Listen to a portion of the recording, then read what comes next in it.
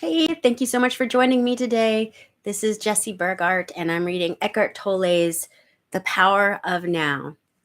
And we are in chapter 4, and I'm at the second section, Ordinary Unconsciousness and Deep Unconsciousness. You are here to enable the divine purpose of the universe to unfold. That is how important you are. All right. Ordinary unconsciousness and deep unconsciousness. What do you mean by different levels of unconsciousness? And he responds, as you probably know, in sleep you constantly move between the phases of dreamless sleep and the dream state. Similarly, in wakefulness, most people only shift between ordinary unconsciousness and deep unconsciousness. What I call ordinary unconsciousness means being identified with your thought processes and emotions, your reactions, desires, and aversions. It is most people's normal state. In that state, you are run by the egoic mind and you are unaware of being.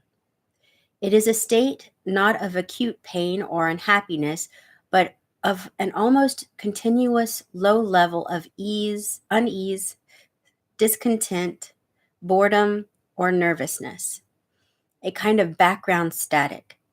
You may not realize this because it is so much a part of a normal living, just as you are not aware of a continuous low background noise, such as the hum of an air conditioner, until it stops. When it suddenly does stop, there is a sense of relief. Many people use alcohol, drugs, sex, food, work, television, or even shopping as an anesthetic in an unconscious attempt to remove the basic unease.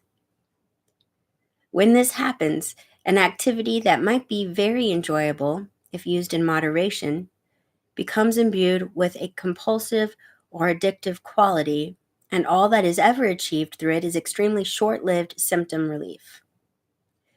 The unease of ordinary unconsciousness turns into the pain of deep unconsciousness, a state of more acute and more obvious suffering or unhappiness. When things go wrong, when the ego is threatened, or there is a major challenge, threat, or loss, real or imagined, in your life situation or conflict in a relationship, it is an intensified version of ordinary unconsciousness, different from it not in kind but in degree. In ordinary unconsciousness, habitual resistance to or denial of what is creates the unease and discontent that most people accept as normal living. When this resistance becomes intensified through some challenge or threat to the ego, it brings up intense negativity, such as anger, acute fear, aggression, depression, and so on. Deep unconsciousness often means that the pain body has been triggered and that you have become identified with it.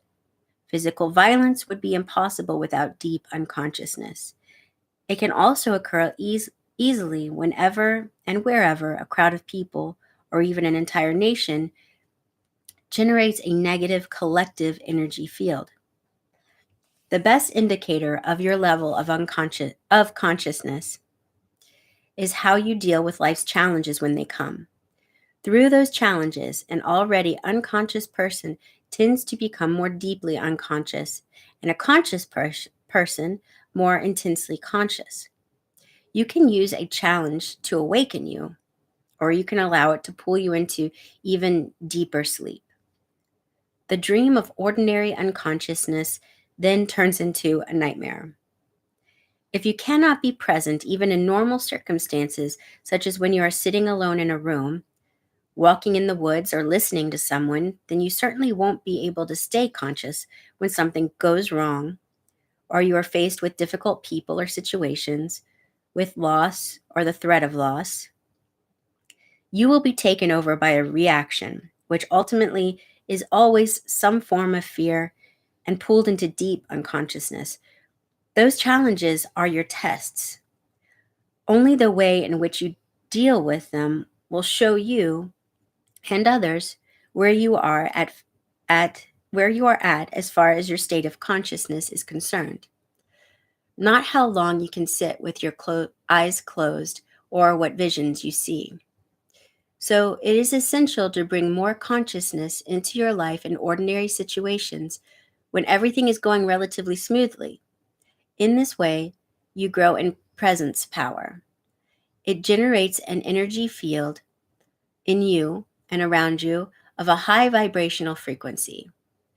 No unconsciousness, no negativity, no discord or violence can enter that field and survive, just as darkness cannot survive in the presence of light. When you learn to be the witness of your thoughts and emotions, which is an essential part of being present, you may be surprised when you first become aware of the background static of ordinary unconsciousness and realize how rarely, if ever, you are truly at ease within yourself. On the level of your thinking, you will find a great deal of resistance in the form of judgment, discontent, and mental projection away from the now. On the emotional level, there will be an undercurrent of unease, tension, boredom, or nervousness, both aspects of the mind in its habitual resistance mode. All right.